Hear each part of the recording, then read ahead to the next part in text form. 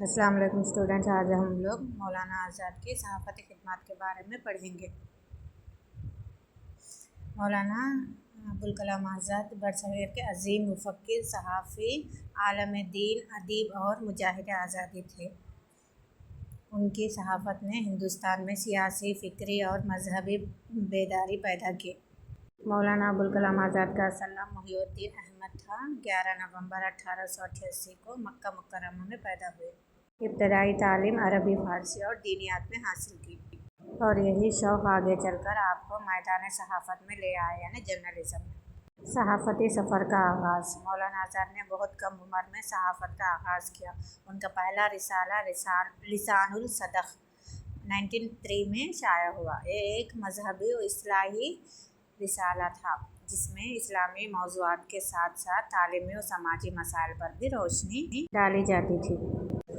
1912 में कलकत्ता से मौलाना आज़ाद ने हफ्त रोज़ा अल हिलाल नाम का एक अखबार रिसाला निकाला, मैगज़ीन, और वो रिसाला क्या है, उर्दू सहाफ़त की तारीख़ में इनकलाब की हैसियत रखता है। इसी रिसाले ने हिंदुस्तान में आज़ादी की तहरीक को नई रूह बख्शी। मौलाना आज़ाद ने अल हिलाल के ज़रिए कौम को इत्तेहाद, खुदी, हुर्रियत और तालीम का पैगाम दिया, यानी उनका मैसेज दिया। अल हिलाल के मज़ामीन में ज़बान और बयान की शान, फ़िक्र और इस्तिदलाल की गहराई और जज्बे हुर्रियत नुमायाँ था, यानी वहाँ का उसलूब कैसा था, वो किस ज़बान में लिखते थे, कैसा लिखते थे, उसके बारे में। अल हिलाल के जुर्रतमंदाना मज़ामीन के बाद अंग्रेज़ी हुकूमत ने कई बार पाबंदियाँ आयद की, हत्ता के 1914 में ये रिसाला बंद कर दिया गया। यानी इस मैगज़ीन में वो अंग्रेज़ों के ख़िलाफ़ लिखते थे, इसलिए अंग्रेज़ क्या करें, उसको बंद कर दिया 1914 में। दूसरा रिसाला अल बलाग़।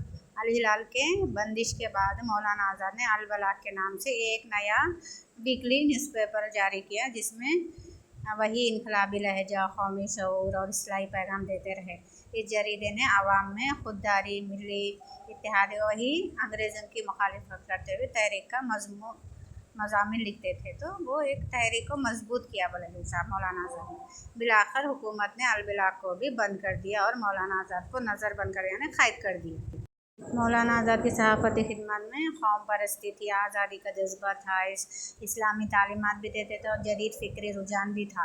अदबी हुस्न और आला ज़बान व बयान में लिखते थे। समाजी इस्लाह और सियासी शऊर की बेदारी इनमें थी, इनके मैगज़ीन में नज़र आती थी। ये सब ये सहाफ़त यानी जर्नलिज़म के ज़रिए से आज़ादी की तहरीकें शुरू की। मौलाना आज़ाद की सहाफ़त सिर्फ ख़बर रसाई नहीं बल्कि तहरीक आज़ादी का हथियार थी।